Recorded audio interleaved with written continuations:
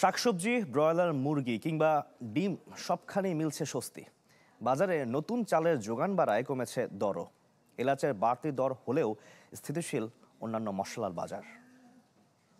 বিশ্বমানের থার্মিক্স রড, সালাম স্টিল থার্মিক্স, দেশের একমাত্র থার্মিক্স রড। গ্রীষ্মকালীন শাকসবজিতে ভরপুর রাজধানীর কাঁচা বাজার।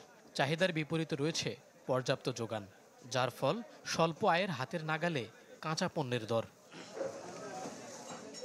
অধিকাংশ সবজি 40 থেকে 60 টাকার ঘরে, তবে কাঁচামরিচ, করলা, কাঁকরোল, টমেটো বিক্রি হচ্ছে কিছুটা বাড়তি দামে। টিসিবির হিসেবে প্রায় 30% কমেছে পেঁয়াজের দাম। 60 টাকার আলুর দাম কমে এখন অর্ধেকে। 60টার উপরে কিছু নাই, 40টার নিচে কিছু নাই। আজ দুই একটা আইটেম আছে, মনে করেন মালের কোয়ালিটি ভালো, 10 টাকা 20 টাকা একটু ব্যবধান থাকে। সবজিও মোটামুটি 50-60 টাকা, সবই মোটামুটি এই রেঞ্জে, মানে একেবারে যে কম তা বলা যাবে না, তবে গত বছরের চেয়ে কম। সপ্তাহের ব্যবধানে প্রায় 10 টাকা কমেছে ডিমের দাম, আর মাসের ব্যবধানে কেজিতে 10 টাকা কমে ব্রয়লার সর্বোচ্চ 170 আর সোনালী বিক্রি হচ্ছে 260 টাকায়।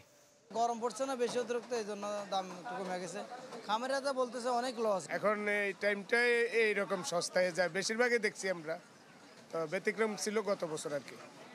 প্রায় 1 বছর ধরে ভোগাচ্ছে চালের দাম, তবে বাজারে নতুন চালের সরবরাহ বাড়ায় মাসের ব্যবধানে সব ধরনের চালের দর কমেছে প্রায় 8 টাকা পর্যন্ত, যদিও তা রয়ে গেছে সাধারণের ক্রয় সীমার বাইরে।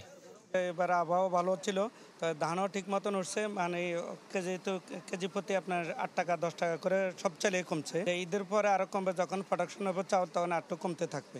ঈদ ঘিরে নতুন করে বাড়েনি মশলা জাতীয় পণ্যের দাম, শুধু ধরা ছোঁয়ার বাইরে এলাচের দর প্রতি কেজি বিক্রি হচ্ছে সর্বোচ্চ 6000 টাকায়। মইনুল হাসান, চ্যানেল 24, ঢাকা।